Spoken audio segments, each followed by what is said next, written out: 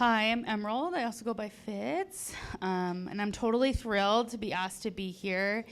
And my husband and I traveled down from Pullman to make it, and we just moved to Pullman in like July. And I have to say that Spokane is so spoiled to have an organization like PJALS.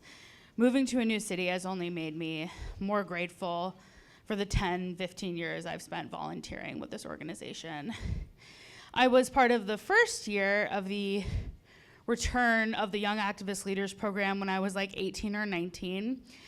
This was the first place where my unbridled enthusiasm for feminism and queer rights were celebrated, and where my potential and present experiences were taken seriously. So that's the first thing that makes this organization so special. I was like half an anarchist and half a diehard organizer for marriage equality in 2012, and all of those contradictions and passions had never been more valued. And as I've been going through this process of moving, I've been thinking about those skills a lot. I went to a meeting of a social justice-oriented group who shall remain nameless in Pullman, and I was like, ooh, they really did not take that meetings that don't suck workshop, did they?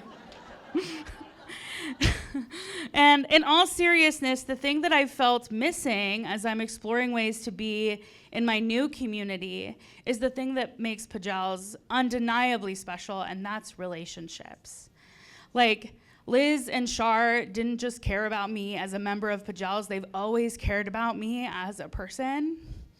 They were literally invited to my wedding, in fact. I think several PJALS people were. And that is true of every person I've connected with through this organization. Like, I became homeless in 2017 during one of my stints on the steering committee. And I have this distinct memory of being at a meeting and sharing that, and everyone kind of stopping, like everyone's stopping the meeting just to make sure that I had resources and to make sure that I was okay. And I kept going to those meetings when I literally didn't have a home because PJALS was that home. Because it's not ever just about the issues we're working on, it's how we get there. During a time where I felt disillusioned from everything, I've never felt disillusioned from PJALS. And I think about that moment in relation to PJALS' journey as an anti-racist organization and the white supremacist relationship to time, which is that a thing, which is just that time is a thing that cannot be wasted on relationship building because we have shit to do, right? And I think especially for younger folks, the times we are in feel especially like get shit done time, like the urgency has never felt higher, and yet we've also never felt more alone. And now I'm a therapist who cares a lot about advocacy in my work, and this has influenced me so much. Like, this is the reason I do relational healing, why I do group therapy and offer support groups, because the first step to anyone making change is to feel held in community in some kind of way. Not to say that policy doesn't matter, that the agenda doesn't matter.